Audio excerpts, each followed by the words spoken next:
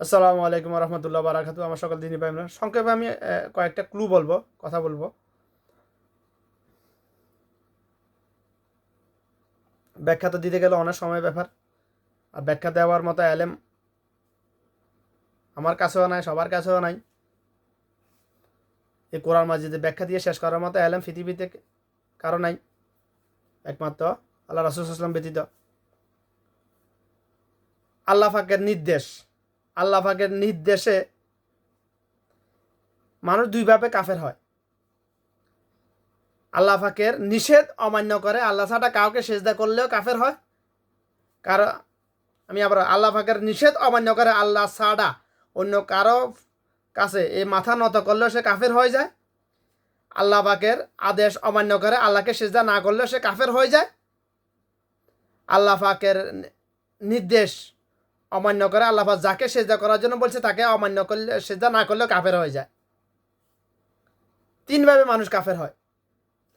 আমি আবার বলছি, আল্লাহ পাকের নিষেধ অমান্য করে আল্লাহ ছাড়া অন্য কাউকে সিজদা করলেও, অন্য কারো কাছে মাথা নত করলে সে কাফের হয়ে যায়। আল্লাহ পাকের আদেশ অমান্য করে আল্লাহ পাককে সেজদা না করলে কাফের হয়ে যায়। আল্লাহ পাকের নির্দেশ অমান্য করে আল্লাহ পাক যাকে সেজদা করার জন্য বলছে তাকে সেজদা না করলেও কাফের হয়ে যায়। এখন আল্লাহ পাক আল্লাহ ছাড়া আর কাকে সেজদা করার জন্য বলছে? দুনিয়াতে কাউকে বলে নাই, জান্নাতে বলেছিল বাবা আদমকে সেজদা করার জন্য নির্দেশ দিয়েছিল। সকল ফেরেশতাগণ একযোগে বাবা আদমকে সেজদা করেছিল, ইল্লা শয়তান। শয়তান বাবা আদমকে সেজদা করে নাই, উল্টা যুক্তি দিয়েছে আমি কেন আদমকে সেজদা করব, আমি তো মাটির আগুনের তৈরি, শয়তান মাটির, আদম বা মাটির তৈরি। আমার গতি হলো ঊর্ধ্বগতি, শুধু উপরের দিকে যাবা। মাটির গতি হলো নিম্ন গতি, উপর দিকে ছুটে মারলেও নিচের দিকে নিচে পড়ে যায় থপাস করে। এই কথাগুলো আমার মনে করার মতো কথা নয় ভাই। আল্লাহ ভাই এখানে বলছেন সূরা বাকারা আয়াত 33 থেকে 34 নম্বর আয়াত। আমি বাংলাটা বলেছি। যখন আমি আদমকে সেজদা করার জন্য ফেরেশতাগণকে নির্দেশ দিলাম, যখন আমি আদমকে সেজদা করার জন্য নির্দেশ দিলাম, তখন সকল ফেরেশতাগণ একযোগে আদমকে সেজদা করলো, ইল্লা শয়তান। শয়তান সেজদা করলো না, উল্টা অহংকার প্রদর্শন করলো।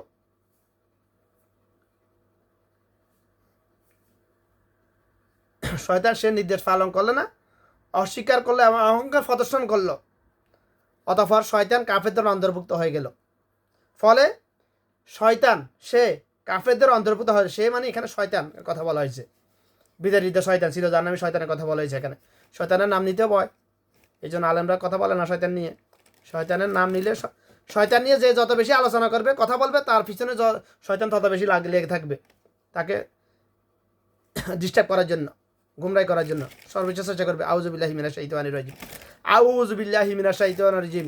আপনি কোরআন পড়তে চাইলে পড়তে পারবেন না যদি আল্লাহ পাক তৌফিক না দেয়, যদি আল্লাহ পাক শয়তানের কাছ থেকে আপনাকে, শয়তানের অসহজ থেকে হেফাজত না করে। এই জন্য আল্লাহ পাকের নির্দেশ, আল্লাহ রাসূল সাল্লাল্লাহু আলাইহি ওয়াসাল্লাম বলছেন, যখন কোরআন মাজিদ পড়ার আগ্রহ জাগবে তোমার, পড়া শুরু করবে, তখন শুরুতেই কোরআন মাজিদ উল্টানোর পূর্বে তুমি বলবে আউযু বিল্লাহি মিনাশ শাইতানির রাজিম, বিতাড়িত শয়তানের কাছ থেকে, চিরজাহান্নামী শয়তানের কাছ থেকে আল্লাহ পাকের কাছে আশ্রয় চাইবে, যাতে শয়তান তোমাকে ডিস্টার্ব করতে না পারে।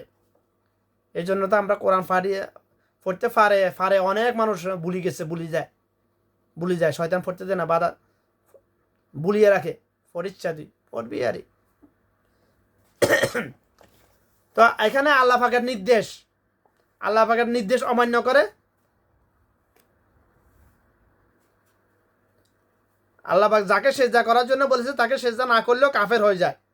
আমি আগে বলেছি কাকে আল্লাহ পাক কাকে সেজদা করার জন্য নির্দেশ দিয়েছিল? বাবা আদমকে। আদমকে সৃষ্টি করার পর যখন আদমের মধ্যে রূহ দিয়েছেন, তখন আল্লাহ পাক নির্দেশ দিয়েছেন আদমকে সেজদা করো।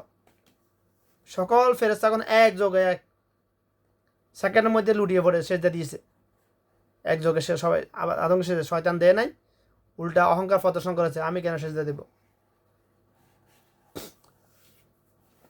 অতঃপর কি আল্লাহ পাক তখন কি হলো? আল্লাহ পাক শয়তানকে কি করলো?